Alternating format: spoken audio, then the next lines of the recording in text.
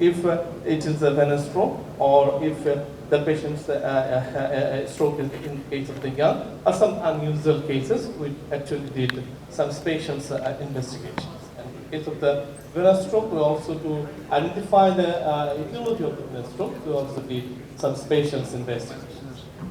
So this is our actually the patient selection flowchart of the stroke statistic. We were able to include about 2,000 patients in our registry, and mostly from the Dhaka Medical College and National Institute of the Neurosciences. And we followed up the patients for actually 1 year, and we found that 702, actually more than 30% died in this 1 year. And we have an ample number of the patients who lost the follow-up, and on the about 700 patients continued to follow up on registry at the 1 year. And the subtypes of the strokes, most of the subtypes of the strokes in our registry is the ischemic stroke, and it is about 50%, but worldwide it is about 80%, because we only included the hospitalized patients. So in hospitalized patients, actually the severe patients and the hemorrhage patients actually hospitalized earlier, but the mild patients or lacunar stroke patients were not hospitalized. So our data is a little bit different from the international one.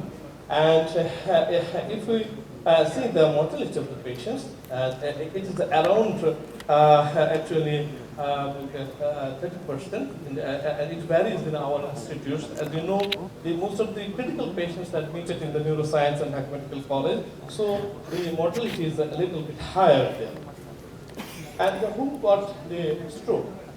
We found that in case of our ischemic stroke or intracerebral hemorrhage, most of the patients are a little bit elderly, but the venous stroke and the subarachnoid hemorrhage occurs in earlier, and it is explainable. And mostly the males are affected by the ischemic stroke and the intracerebral hemorrhage, but in case of the venous stroke and the subarachnoid hemorrhage, females are more affected than the male. And when the patient got the strokes, if we see the data, we found that they follow a different, a specific circadian rhythm. So there is a circadian rhythm for the occurrence of the stroke.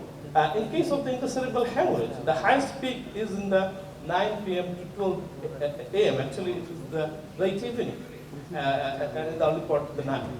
And in case of the ischemic stroke, it is also occurred at least at the night. And the patient comes actually a little bit late, so in the daytime. And for the subarachnoid hemorrhage, interestingly found that the patient, most of the subarachnoid hemorrhage occurred in the late, in the evening, so rather than at the night. And the venous stroke actually did not follow any circadian rhythm, and it has two peaks, but the patients mostly admitted in the early hours in the hospital. So from this data, what we got that there is a definite circadian rhythm for the occurrence of the stroke, and most of the patients came in the hospitals a little bit late, so we have to work up here. So there is actually we have to further explore. Is the famous saying of our teacher, that is, why me and why now? So we have to explore further. And there is a further exploration for the chronoprophylaxis and the chronotreatment. So we have to further explore these scopes. And where the patient got a stroke, we found that most of the cases, the patients were attacked at home, and some in the working places. And we also found that most of the patients admitted in the hospital late. And the cerebral venous stroke is further, it takes a lot of time to diagnose the cerebral venous stroke. So we have to work with here. So we have to work in the community for the early transfer to the hospitals, and we have to actually train up our doctors for early diagnosis and starting the treatment. Next one is what is the risk factor who got the stroke? We found that the patients with the hypertension are mostly associated with ventricular hemorrhage, but in case of the ischemic stroke, diabetes, the dyslipidemia and atrial fibrillation. And the most of the cases, if we observe that these are actually modified, so we launch the treatment before the occurrence of the stroke. So we have to work up here of the stroke.